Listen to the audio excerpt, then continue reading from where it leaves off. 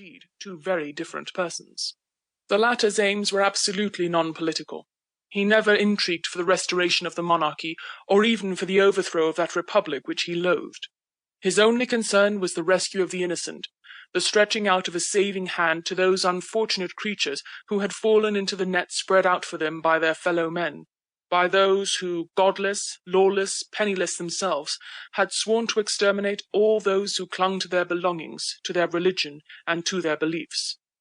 The Scarlet Pimpernel did not take it upon himself to punish the guilty. His care was solely of the helpless and of the innocent. For this aim he risked his life every time that he set foot on French soil.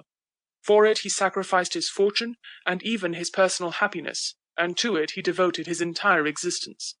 Moreover, whereas the French plotter is said to have had confederates even in the Assembly of the Convention, confederates who were sufficiently influential and powerful to secure his own immunity, the Englishman, when he was bent on his errands of mercy, had the whole of France against him. The Baron de Batz was a man who never justified either his own ambitions or even his existence. The Scarlet Pimpernel was a personality of whom an entire nation might justly be proud.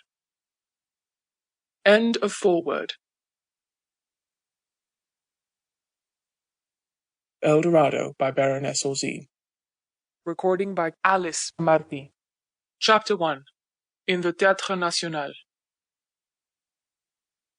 And yet, people found the opportunity to amuse themselves, to dance and to go to the theatre, to enjoy music and open-air cafes and promenades at the Palais Royal. New fashions in dress made their appearance, milliners produced fresh creations, and jewellers were not idle. A grim sense of humour, born of the very intensity of ever-present danger, had dubbed the cut of certain tunics tête tranche, or a favourite ragout was called à la guillotine.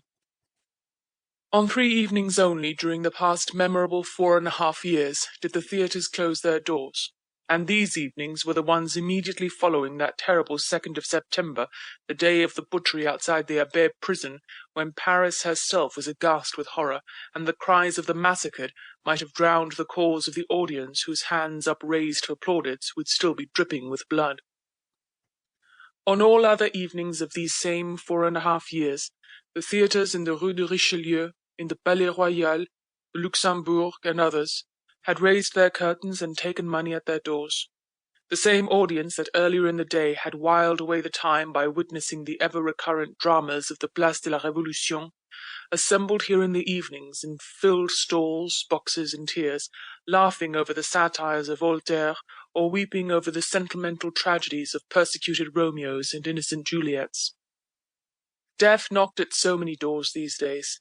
He was so constant a guest in the houses of relatives and friends that those who had merely shaken him by the hand, those on whom he had smiled and whom he, still smiling, had passed indulgently by, looked on him with that subtle contempt born of familiarity, shrugged their shoulders at his passage, and envisaged his probable visit on the morrow with light-hearted indifference.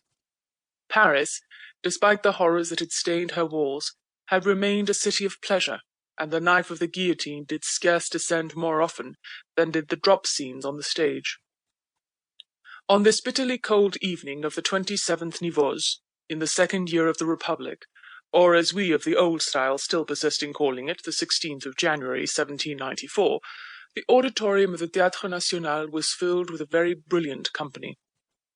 The appearance of a favourite actress in the part of one of Molière's volatile heroines had brought pleasure-loving Paris to witness this revival of Le Misanthrope, with new scenery, dresses, and the aforesaid charming actress to add piquancy to the master's mordant wit.